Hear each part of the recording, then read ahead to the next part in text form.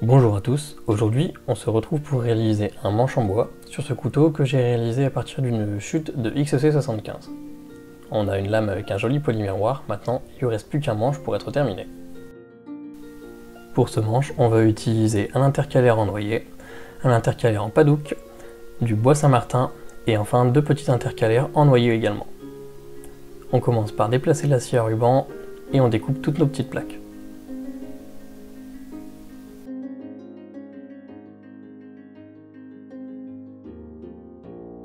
J'ai déjà tracé auparavant toutes les dimensions qu'il fallait qu'on découpe, donc là c'est juste suivre les traits.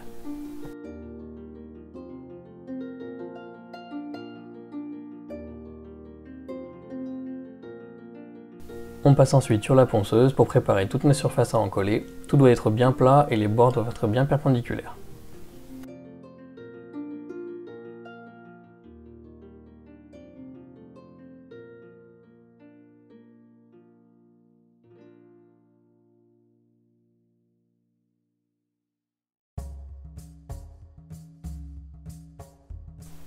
Pour l'assemblage de mes plaquettes, j'utilise la plupart du temps de la superglue très liquide. L'avantage, c'est que ça prend très rapidement, donc on peut travailler les plaquettes très rapidement ensuite. C'est également facile à appliquer, il n'y a pas besoin de s'embêter avec beaucoup de temps de séchage. Celle que j'ai trouvée forme une sorte de résine qu'on peut facilement poncer après et qui permet de combler tous les petits jours.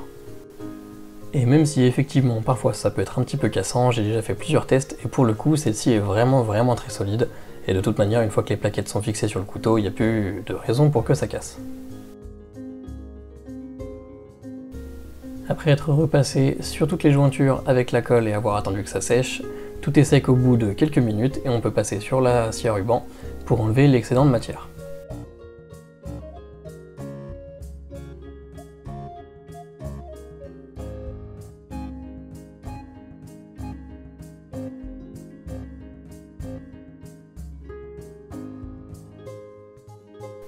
De retour sur la ponceuse, on met toutes les surfaces à fleur. J'utilise souvent le gros disque sur le côté avec un grain assez agressif, ça permet d'éviter d'user des bandes pour rien, et ces petits disques sont vraiment pas très chers, donc comme ça me réserve le plus gros du travail sur les disques et j'ai plus qu'à peaufiner avec la bande.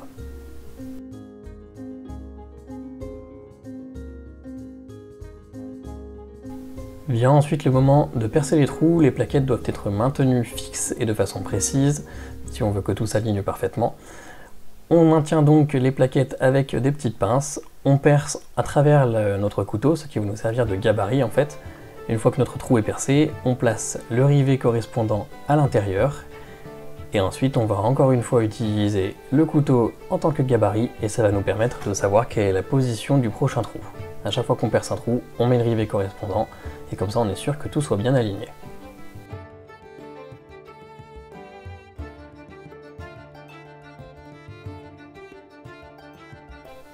On trace ensuite les contours du couteau et on n'a plus qu'à enlever encore une fois l'excédent de matière avec la scie à ruban. On se rapproche au maximum des lignes sans jamais les toucher ni les dépasser. On enlèvera l'excédent de matière après le collage en utilisant les abrasifs.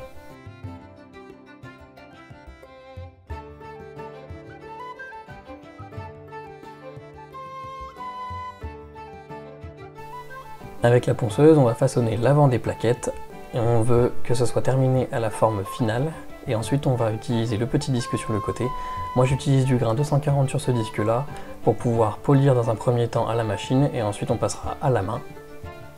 Cette partie là des plaquettes doit être parfaitement polie et terminée puisqu'une fois qu'elle sera collée on ne pourra plus y toucher ni la polir sans risquer d'abîmer la lame.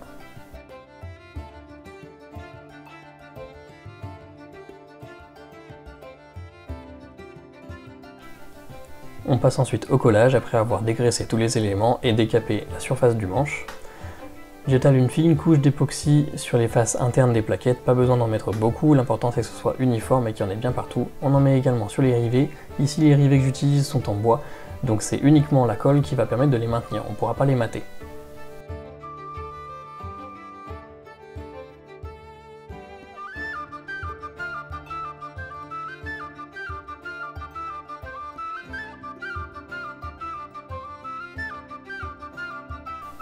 La colle que j'utilise prend 5 minutes et étant donné qu'il fait très chaud, on n'a vraiment pas trop de temps pour le faire. Donc une fois qu'on a assemblé les plaquettes, on serre tout avec un serre-joint. Et ensuite, étape très importante, je repasse un petit peu de colle partout autour des rivets pour assurer qu'il y ait bien de la colle partout et qu'il soit bien maintenu. Et j'utilise ensuite des cotons-tiges imbibés d'acétone pour pouvoir enlever l'excédent de colle qui dépasse à l'avant des plaquettes. Si je ne le fais pas maintenant, la colle va sécher et je ne pourrai plus l'enlever sans abîmer la lame.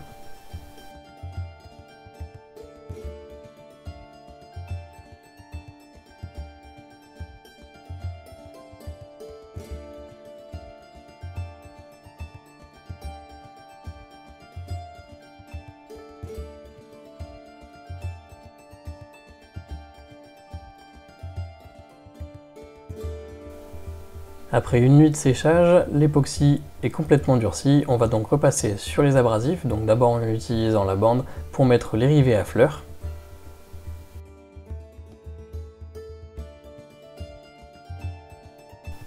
J'utilise la roue sur la petite ponceuse pour travailler le ventre du couteau, parce que je n'y ai pas accès avec la partie plate de la bande.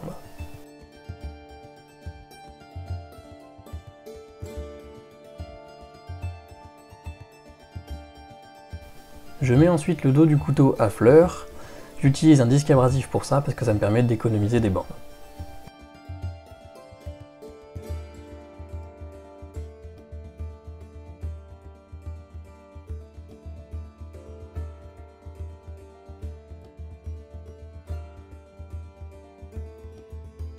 De retour sur la bande pour pouvoir façonner notre manche.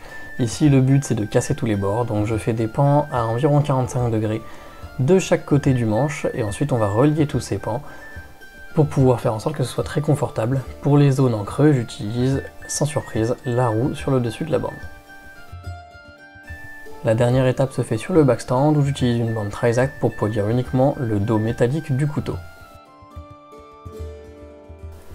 J'utilise ensuite du papier de verre pour polir les tranches du couteau qui ont déjà été bien dégrossies grâce au backstand.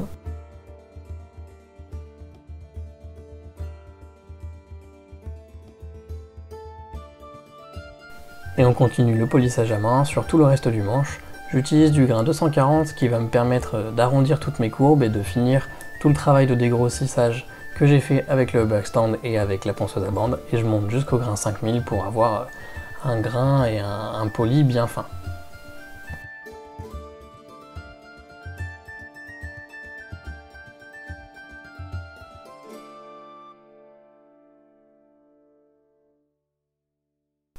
Dernière étape, j'utilise de l'huile de lin et de l'essence de térébenthine mélangée à 50-50 pour raviver les couleurs sur le manche et le protéger.